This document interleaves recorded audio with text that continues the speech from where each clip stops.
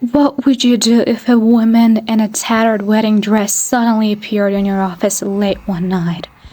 That's the question I found myself asking as I stared in horrified disbelief at the ghostly figure standing before me. I had been working late, trying to meet an important deadline, when the hairs on the back of my neck suddenly stood on end. I felt a strange presence in the room and slowly turned around, only to be met with the sight of a pale, translucent woman in a soiled, yellowed gown.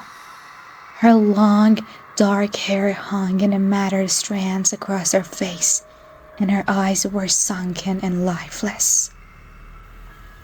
I let out a startled gasp and stumbled backwards, knocking over my chair. "Who are you? What are you doing here?" I demanded, my voice trembling. The woman said nothing, but simply stared at me with an eerie, unblinking gaze. My heart was pounding in my chest as I frantically searched for something, anything that I could use to defend myself.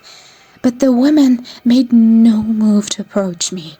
She just continued to stand there, as if frozen in time. I slowly searched for the phone on my desk, never taking my eyes off the strange apparition. But as my fingers closed around the receiver, the phone let out a loud, piercing screech that made me jump. It was as if the phone had been disconnected. I slammed it back down, my palms sweaty and my mouth suddenly dry. What was happening? This had to be some kind of sick prank, right? There is no way this was real. Ghosts and ghouls didn't actually exist, did they? I must be hallucinating. Or maybe I have fallen asleep at my desk and this was all just a terrible nightmare. I squeezed my eyes shut tightly, willing the woman to disappear. But when I opened them again, she was still there, watching me intently. I let out a shaky breath, my mind racing, trying to make sense of the situation. "Who are you?" I asked again, my voice barely above a whisper. "What do you want from me?" The woman tilted her head to the side, as if contemplating my questions. Then in a raspy, haunting voice, she spoke. "I'm here to warn you," she said, her words sending a chill down my spine. "You're in great danger." I stared at her, dumbfounded. "Danger? What are you talking about?" "Who's coming?" I asked, my heart pounding in my ears. "I don't understand." But the woman offered no further explanation. Instead, she simply turned and began to glide towards the door, her feet barely touching the ground. "Wait!" I called out, my voice trembling. "Where are you going?" The woman paused and looked back at me, her eyes filled with a profound sadness. "I can't say," she said. "He'll be here soon." And with that, she disappeared, seemingly melting into the shadows. I stood there, dumbfounded, my mind racing with a million questions. What was going on? Who was this woman, and what did she mean when she said I was in danger? I stood there for what felt like an eternity, waiting for the woman to reappear. But she didn't. The office was eerily silent, save for the sound of my own ragged breathing.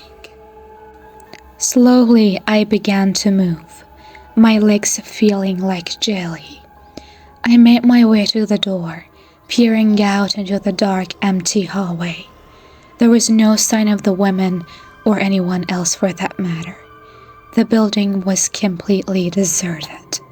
I quickly locked the door and hurried back to my desk, my mind spinning. I had to get out of here, but I couldn't just leave. What if the woman was right and there was real danger lurking out there? I needed to find out more. I grabbed my phone, only to remember that it was still malfunctioning. Cursing under my breath, I began to search my desk drawers for another phone or a way to contact the authorities. But as I rummaged through the drawers, my hands suddenly froze. There, tucked away in the corner, was a small leather-bound journal. I had never seen it before, and I couldn't recall ever putting it there.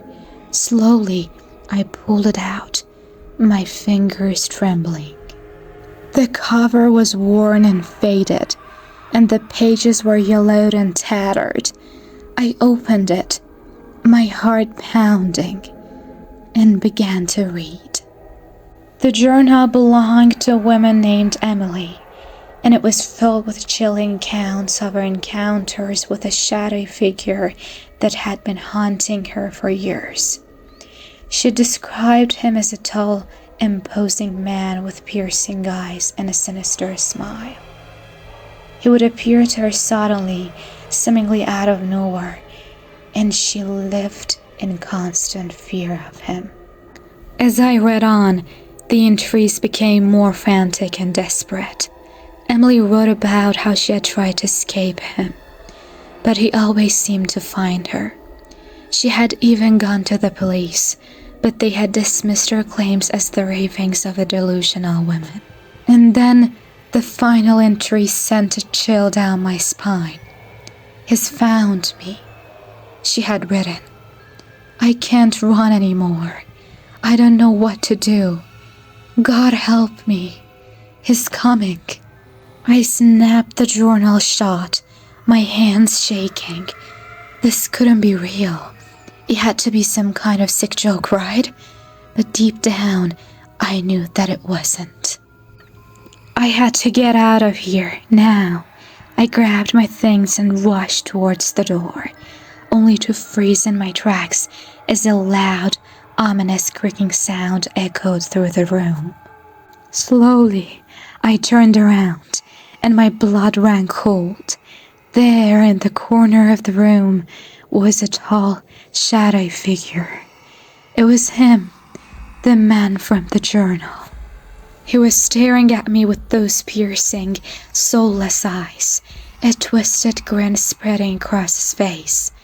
I tried to run, but my legs felt like lead. I was paralyzed with fear.